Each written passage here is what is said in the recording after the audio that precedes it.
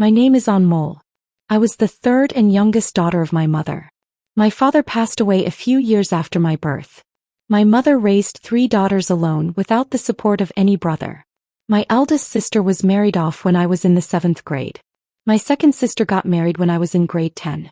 Both of my sisters' marriages were arranged through our aunt, who always insisted that it is a mother's duty to send her daughters off.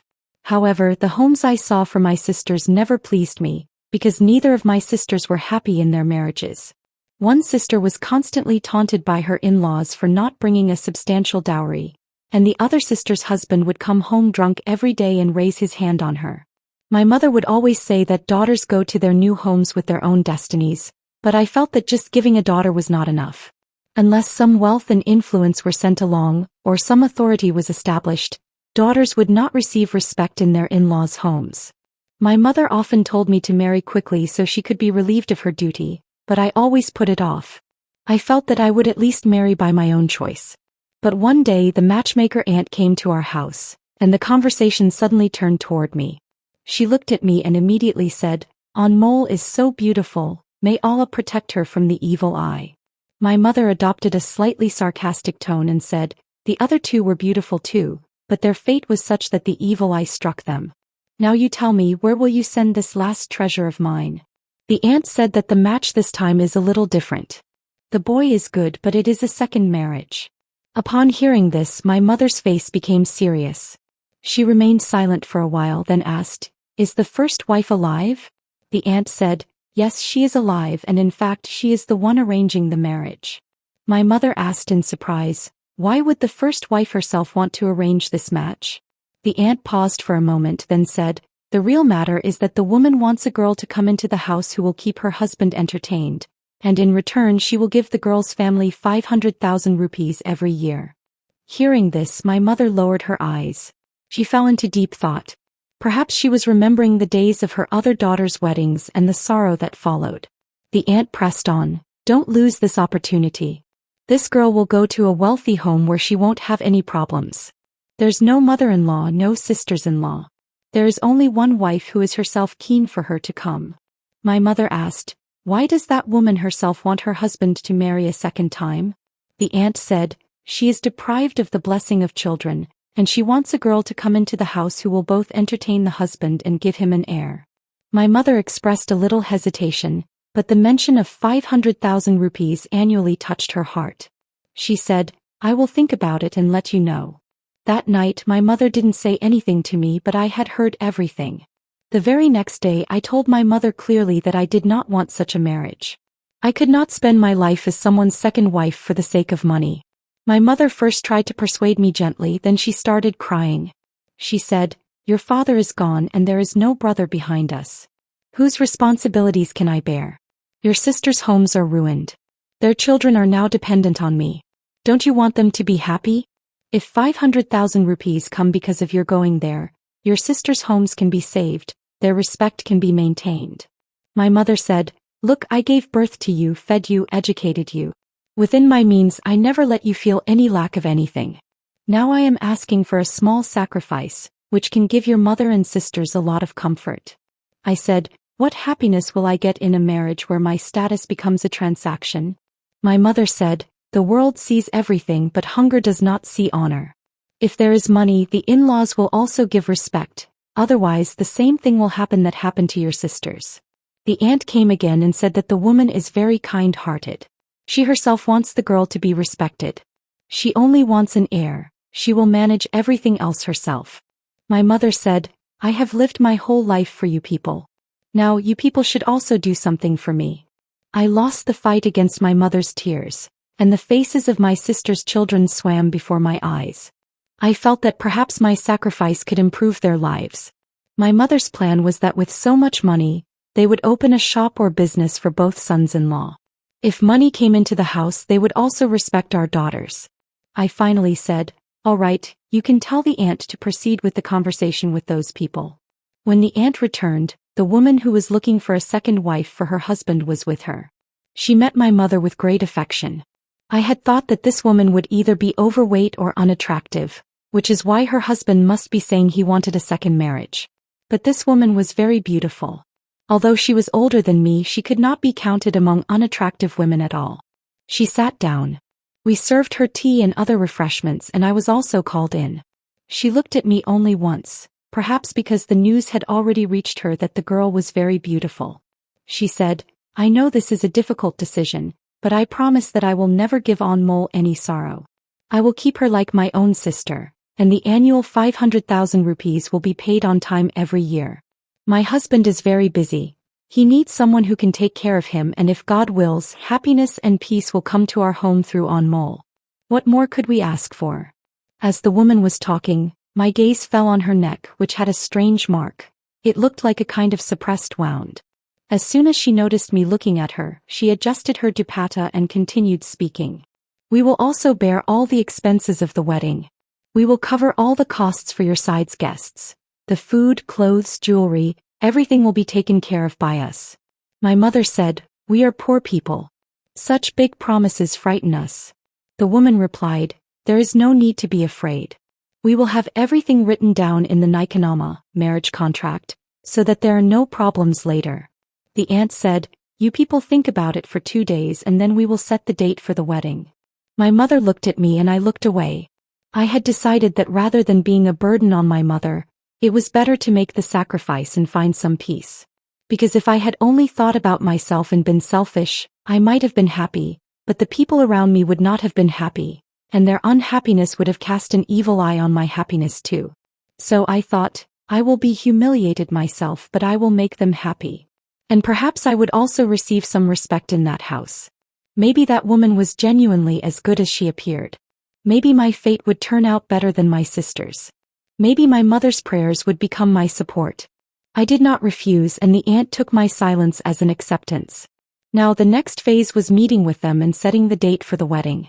My life had turned onto a path whose ending was not in my hands.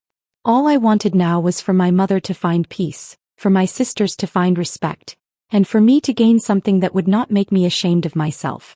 I mentioned to my mother. She only said she needs a woman to take care of her husband. Usually people enter into such marriages for children. Maybe she is doing it for children. My mother said, "Yes, that must be it. She will tell us later. One doesn't disclose everything in the first meeting. She must be doing it for an heir. Otherwise, what is the point of just taking care of the husband? She can do that herself, can't she?" But it was also true that we had to give answers to people. People would ask where we found such a good match and why I was becoming someone's second wife. The groom was also older, not too much but 7 or 8 years older than me. My mother said, "What do people matter? They only talk, they don't run a house. Let them keep talking." Within a week she sent the wedding dress, other necessities, everything for me, and also placed some cash in my mother's hand, saying that if she needed anything for the house she could arrange it herself, though they would manage everything else. The function was arranged in a hotel. When my sisters and their families came, they were also very happy. On their way back, my sisters were also given suits, money and gifts. Even their husbands' tongues would probably remain silent for at least a month. So far, everything was happening exactly as my mother had wished. When I saw my husband, whose name was Kamal Lodi, I did not find the man bad-looking. He was perhaps 35 years old, handsome in appearance, and looked like a wealthy man. He was just sitting quietly and not talking much. Perhaps wealthy people are like that. Anyway, it was his second marriage. And I was astonished by his first wife, Ghazala Lodi, who was busy managing all the arrangements, preparing things and giving money to people. She had absolutely no problem with any of it. She saw me off and took me with her. Now I was sitting in my room. She said, "This is your room. Mine and Kamal's room is the other one, but consider this your and Kamal's room. He will come here to spend time with you when he is in the mood. Otherwise, this is your own room. You can decorate it as you like."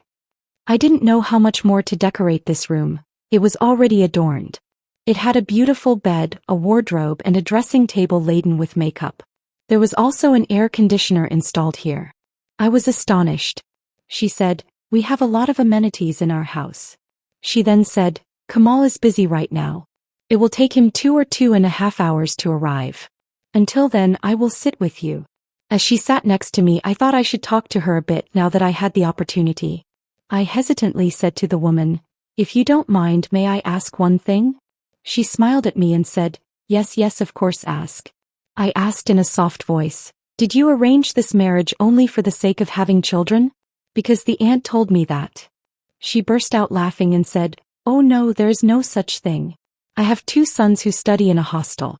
One is 10 years old and the other is 8 years old. We got married very early, perhaps that's why we both spent a very beautiful time together."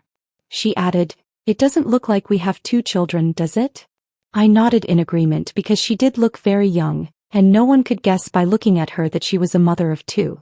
I wondered to myself, if she has 2 sons, then why did she arrange this marriage for me? What is the purpose of this wedding? I couldn't gauge anything from her face as she looked very composed. She smiled and said, "You only have one job and that is to take care of Kamal. You have to give him your time at night. You understand what I mean? As for his whims and needs, I manage those myself. For example, he needs his tea and coffee on time. He is very addicted to these things. Food is not an issue as our maid cooks it and they eat the same thing both times, but he demands tea and coffee on time, and you must place it in front of him under all circumstances." Then looking at me she said, "One important thing I need to talk to you about is that for now, there is no need for children in this house. That's why I will give you a medicine which you will start taking from today, so that you do not conceive a child." Hearing this I was stunned.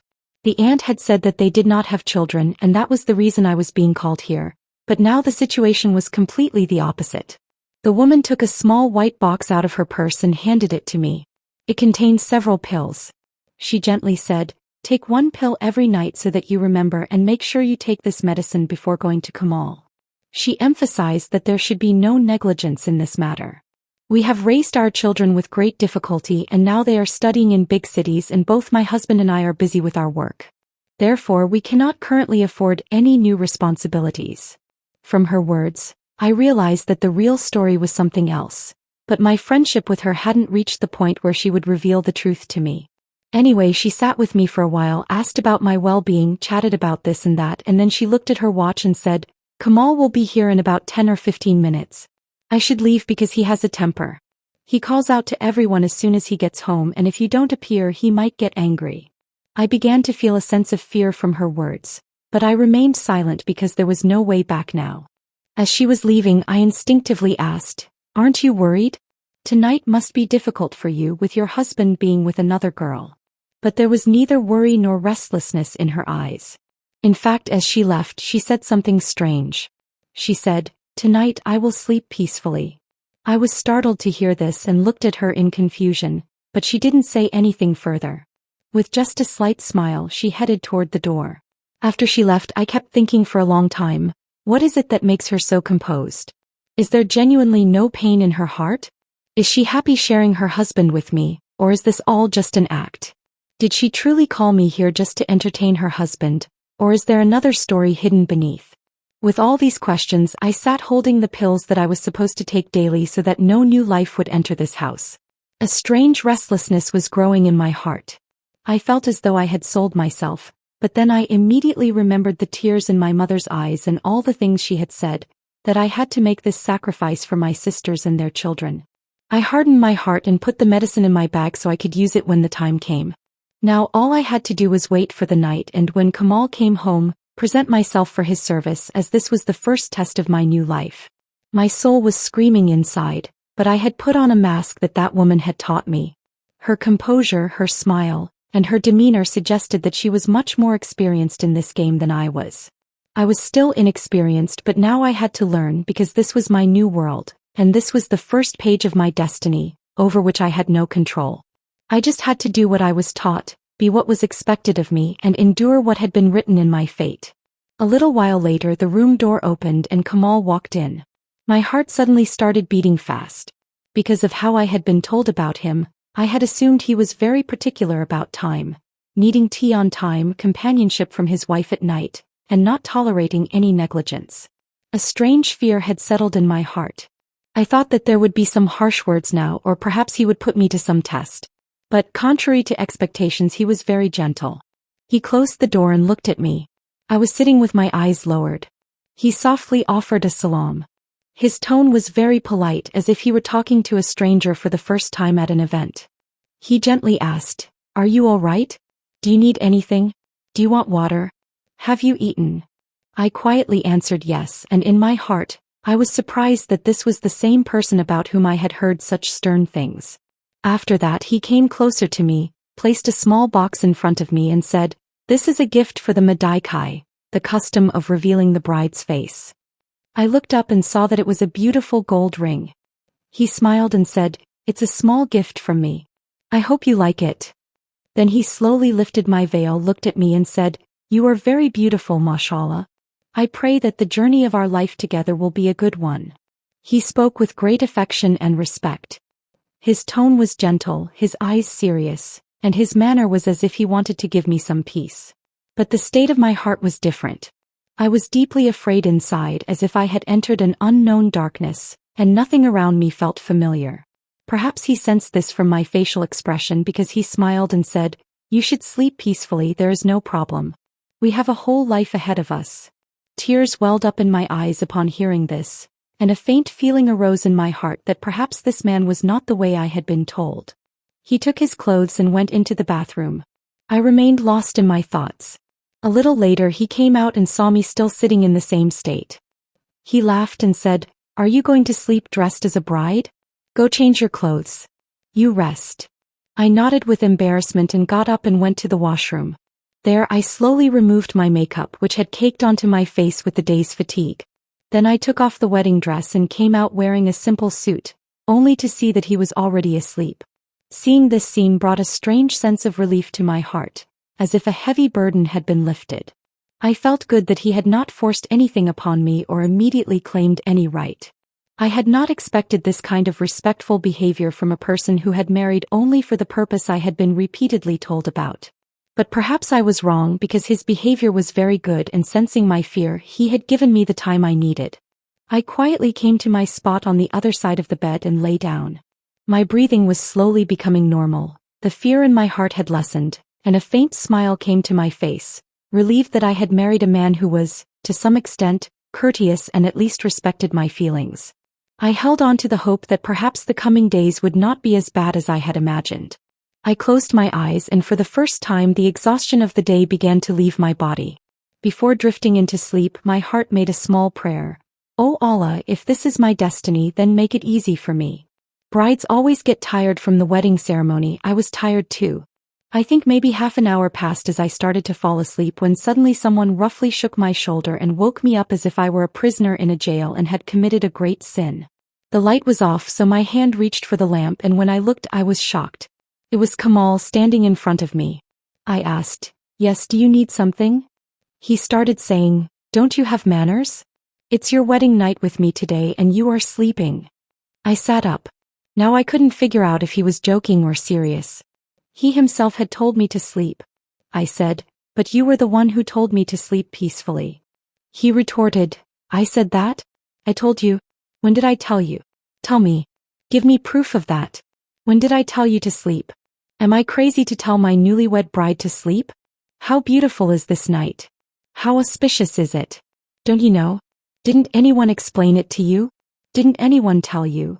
Don't you have any friends, or don't you watch movies? You don't look that innocent to me by your face, and there is no need to act too innocent. I know all about the dramas of you women." He was speaking as if the person who had entered the room a little while ago was someone else, and this was someone else. He was speaking in one breath. It seemed like he wasn't even pausing to breathe. I said, "Okay, forgive me. Maybe you didn't say it. Perhaps I misheard. Do you need anything from me?" Now he didn't say anything. He looked at me twice and started laughing a strange laugh. I felt like covering my ears. How could anyone laugh so loudly? And after that my eyes opened in the hospital the next morning. When my eyes opened I saw my mother asking me, "What happened, Beta? Are you all right? How did all this happen to you?" I said, "What all?"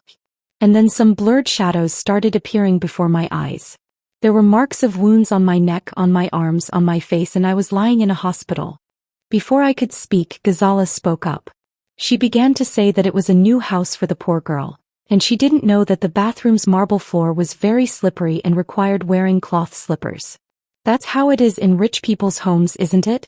Now, because she didn't know, the poor girl went into the bathroom wearing different shoes and slipped, hitting the wall. I came upstairs when I heard the sound. Kamal was so worried. Thank God her life was saved. She must have caught the evil eye, she was looking so lovely. I looked at Ghazala. She was lying. She was telling a complete lie. Nothing like that had happened to me, but I nodded in agreement because I couldn't tell the truth either. I could only cry. The person I thought was my husband, a good person, had done something to me that even a beast wouldn't do. The doctor was also looking at me strangely because she knew the real story, but perhaps Ghazala had silenced her with money too. Ghazala gave some money to my mother and said that the Walima wedding reception wouldn't happen tomorrow, meaning today, as it was supposed to be the day after the wedding. But you do one thing. You can host a nice meal for your relatives and make our apologies. She placed 100 or 150,000 rupees in my mother's palm, and my mother fell silent again and left, leaving me there. Ghazala only said this to me: if you tell anyone what happened, no one will be worse than me. Her attitude had changed too. She had been talking lovingly before and now she spoke in a threatening tone. But she did take care of me. He stayed with me while I was in the hospital. I was given some drips and some medicines were prescribed. After that she took me home. I asked fearfully, "Where is Kamal?" She replied, "He is in his room. He won't leave there before nightfall." I asked, "In your room?" She said, "Yes, you can consider it that way." She continued, "I have had soup and broth made for you. Eat whatever you like and sleep peacefully. Then tonight you have to get ready for Kamal." I said, "What do you mean? Look at my condition." She replied, "I know, but that's why I am not paying your mother so much money so you can throw tantrums." I fell silent. Now I understood why they had brought me here. They neither needed a child nor someone to care for him. She had brought me to quench her husband's savagery, so that his monstrosity would be unleashed upon me. I drank the broth and slept peacefully in the air-conditioned room. My condition had improved somewhat, but not enough for me to go through the torment that had happened to me the previous night again. I woke up and sat in silence, staring at the room walls and asking myself, where have I come and why have I come here? A little later, Ghazala came in, and her face held the same artificial smile that it always did.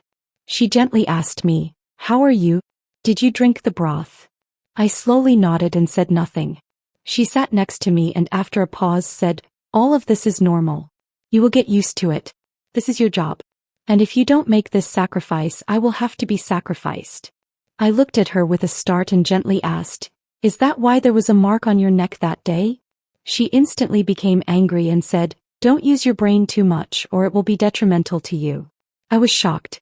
The harshness in her tone, the coldness in her eyes, and the sharpness of her words forced me to remain silent. I was convinced that day that her husband was not a human but a beast, because he would turn into a beast as soon as night fell, and then, God knows where he would disappear in the morning. He seemed like an inhabitant of another world who could not tolerate the light of day. I slowly started observing things in the house and realized that he was given some medicine during the day, and he slept in a separate room. No one went into that room, and when night came he would wake up and everything would change. That beast would appear and then another torment would begin for me. Knowing all this, Ghazala would sleep peacefully herself and throw me into this agony. My health was deteriorating day by day.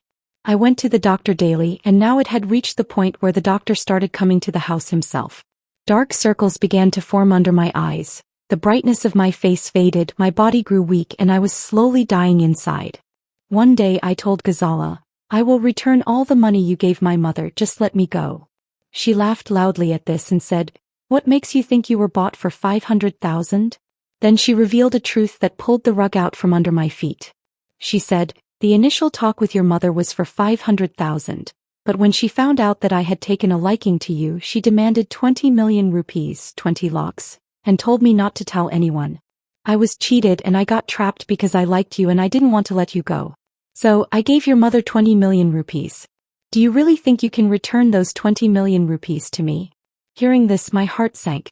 Something broke inside me. My eyes filled with tears. I didn't know whether to cry over my mother or over myself, who had endured everything for her mother's sake. My mother had not only sold me but had sold me through deception. I learned this truth when I had already lost myself. I was merely an object bought for a price, and obviously when something is bought it is used. But I was very distressed internally. My endurance was running out. I started thinking, how long will I keep bearing all this? How long will I watch the murder of my soul every night? How long will I keep facing this savagery? If this continues, perhaps I will die before my time. My breaths might continue, but my soul will be completely dead. Ghazala took great care of my diet and spent a lot on my medicines, but when a person's soul dies, the freshness of the face and the health of the body also become meaningless. I began to feel like an empty vessel, targeted for someone's lust every night, and only groomed in the morning so that the night could be repeated. Whatever little courage I had left was dying day by day, and I realized that I was no longer the mole who used to chirp in her mother's lap, who used to dream, who wanted happiness in her life. Now I was just a body, a transaction worth 20 million, and my only purpose was to be used and to remain silent. One day I was sitting in my room waiting for Kamal. It was evening, the room had dim light, and my condition had been heavy and burdensome for a few days. I felt as if everything was ending inside. I was silently praying that perhaps he wouldn't come today, but at the same time, I worried that if he didn't come, something might happen to Ghazala. She had been putting me in front of him to save herself for many days. I kept waiting and he didn't come. After some time, screams and shouts started coming from the house. My breath caught in my throat and a strange restlessness started in my heart. I fearfully called the maid and asked what was happening. She said, Kamal Sahib had gone into Ghazala Babi's room, and what happens to you every morning has happened to Ghazala Babi today. She is now in the hospital. She has been put on a drip and there are marks of wounds on her body. Tears came to my eyes upon hearing this. I stared at the wall in surprise. The same question kept coming back to my mind. How long will this all last? A little later, I was told to bring Ghazala back from the hospital. I supported her and brought her home. She was very weak, her eyes were swollen, her face was pale, and she silently went into the room and sat down. A little while later she burst into tears. I went and sat next to her and said, For God's sake, tell me the whole truth. I won't tell anyone anything, but I can't bear this anymore. She looked at me through her tears and said, You want to know the truth? It is my fault too. I asked in surprise, What is your fault? She said, Kamal was the driver's son. Very handsome, educated and very sensible but poor. I fell in love with him and I told my father to arrange my marriage with him. My father accepted the relationship for my happiness and we got married. After my father's death, my nature began to change. I never gave Kamal his true status. I constantly taunted him, saying that he was just a driver's son, that he wasn't worthy of me, and that I had done him a favor by marrying him. My words filled his heart with hatred for me. He remained outwardly silent, but inside he began to break and drift away from me. My taunts continued to hurt him. Our fights increased until we sent our children to a hostel to keep them away from our conflicts. Later we found out that Kamal had contracted a strange illness in which he changes as soon as night falls. He becomes a person who hates women, who beats and tortures his wife, and who can go to any extreme. Hearing this, my hands and feet went cold. I said, Since you people have so much money, why didn't you get him treated? He said, I tried a lot. I also got treatment. He remained fine for some time, but then everything started happening again. We tried every method. Then someone suggested that we should arrange a second marriage for him. They said that when he develops an attachment with another woman, he will move away from you and you will be free. I thought about it a lot and then I saw you. I liked you. You had the innocence that he might appreciate. That's why I brought you into this house, so I could save myself. But now I feel that I still won't be free because the enmity in his heart is for me. You are not his target. You are just a means through which he tries to forget me. But he couldn't forget. That's why, even with you here, he came into my room last night because the enemy in his mind is me. I was stunned to hear this. A shiver ran through my body. For a moment I felt sympathy for Ghazala because she had also done all this out of compulsion. She also wanted to save herself, and every person tries to save their life. But what was the solution now? Neither of us knew. We were both trapped in a darkness from which there seemed to be no way out.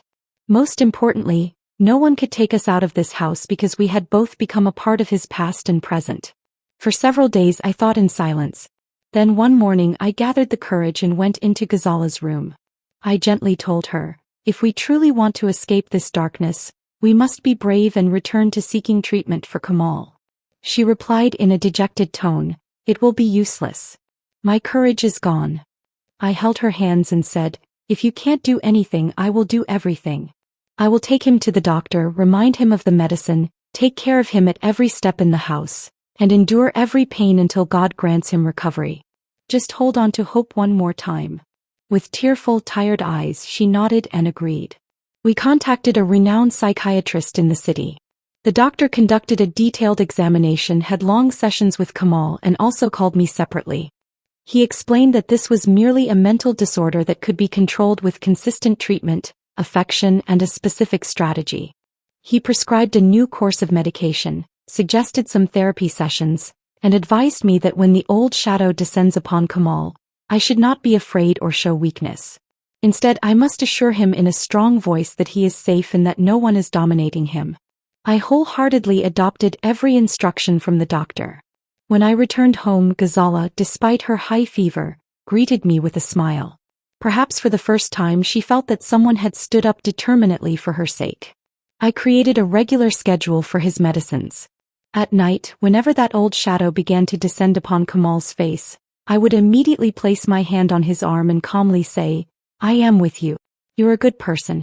You do not carry anyone's burden."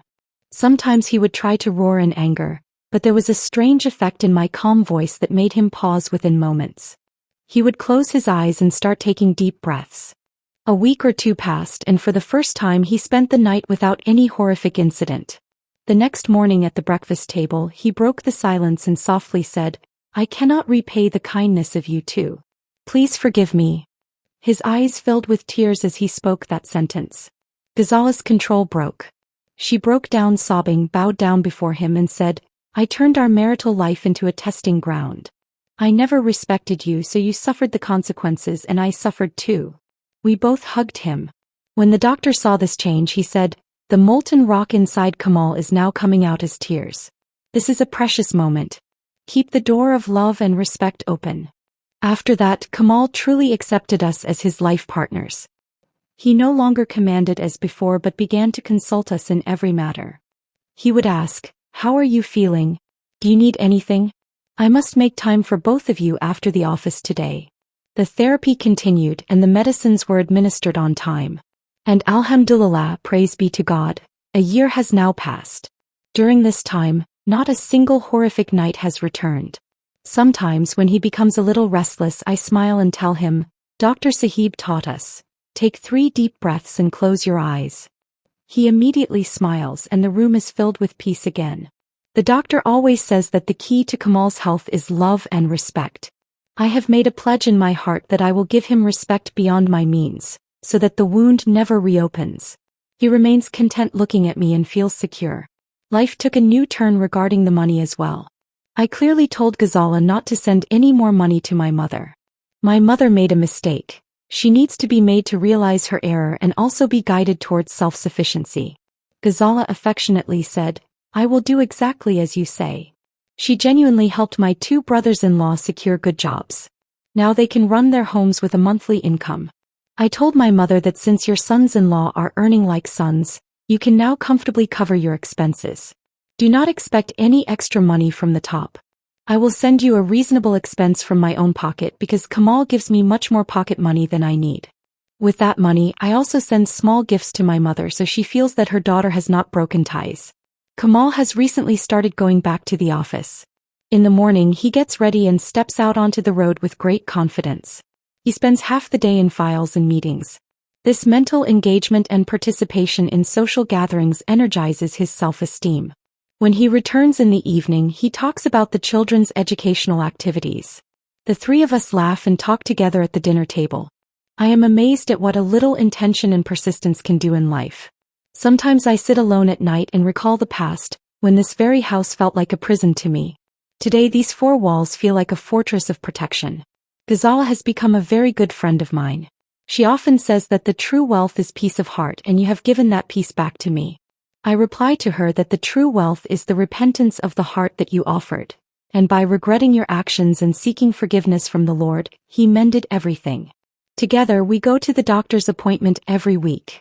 Kamal also comes along happily.